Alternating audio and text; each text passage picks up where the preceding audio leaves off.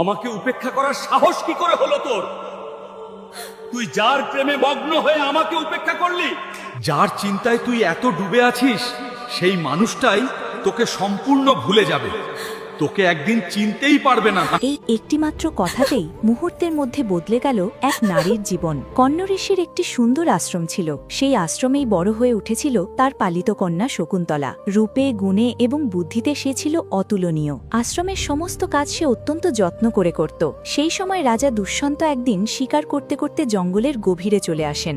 এত দূর চলে আসেন যে তার সেনারা পিছনে পড়ে যায় এবং তিনি পথ হারিয়ে ক্ষুধার্ত ও ক্লান্ত অবস্থায় ঘুরতে ঘুরতে তিনি একটি আশ্রম দেখতে পান। এটাই ছিল কণ্য ঋষির আশ্রম। আশ্রমে তখন বেদপাঠ চলছে, কোথাও যজ্ঞের ধোঁয়া উঠছে, ফুলের সুগন্ধে চারদিক ভরে আছে। রাজা ভিতরে ঢুকতেই শকুন্তলা বাইরে এসে দাঁড়ালো। শকুন্তলাকে দেখেই দুষ্যন্ত মুগ্ধ হয়ে গেলেন, যেন প্রথম দর্শনেই প্রেম। দুষ্যন্তও ছিলেন অত্যন্ত সুদর্শন, তাকেও দেখে শকুন্তলার মন কেঁপে উঠল। সেই সময় কণ্য ঋষি আশ্রমে ছিলেন না। শকুন্তলা জিজ্ঞেস করল, আপনি কে, কোথা থেকে এসেছেন? প্রথমে দুষ্যন্ত নিজের পরিচয় গোপন করলেও পরে জানালেন যে তিনি রাজা দুষ্যন্ত। শকুন্তলা বলল, আমি কণ্য ঋষির কন্যা। তখন দুষ্যন্ত বিস্মিত হয়ে বললেন, কিভাবে? কণ্য ঋষি তো ব্রহ্মচারী। তখন শকুন্তলা নিজের জন্মের কাহিনী বলল। তার মা ছিলেন স্বর্গের অপ্সরা মেনকা এবং বাবা ছিলেন মহর্ষি বিশ্বামিত্র। মেনকাকে স্বর্গে ফিরে যেতে হওয়ায় তিনি নবজাতক শিশুটিকে নদীর তীরে রেখে যান। সেখানে কয়েকটি শকুন পাখি শিশুটিকে রক্ষা করছিল। সেই সময় কণ্য ঋষি নদীতে স্নান করতে এসে পাখিদের ডাক শুনে শিশুটিকে খুঁজে পান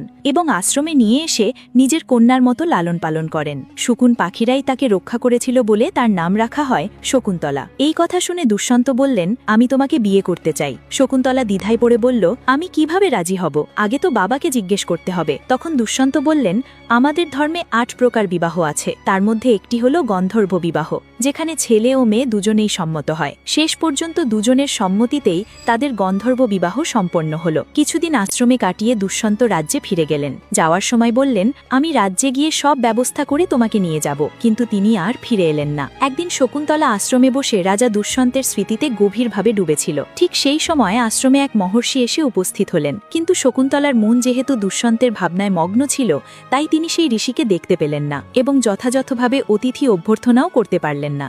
ঋষি এটি দেখে অত্যন্ত ক্রুদ্ধ হলেন। তিনি রাগের মাথায় অভিশাপ দিয়ে বললেন, আমাকে উপেক্ষা করার সাহস কি করে হলো তোর? তুই যার প্রেমে মগ্ন হয়ে আমাকে উপেক্ষা করলি, যার চিন্তায় তুই এত ডুবে আছিস, সেই মানুষটাই তোকে সম্পূর্ণ ভুলে যাবে, তোকে একদিন চিনতেই পারবে না। পরের কাহিনী জানতে ভিডিওটি লাইক করুন, চ্যানেলটি সাবস্ক্রাইব করুন আর কমেন্টে লিখুন পার্ট 2।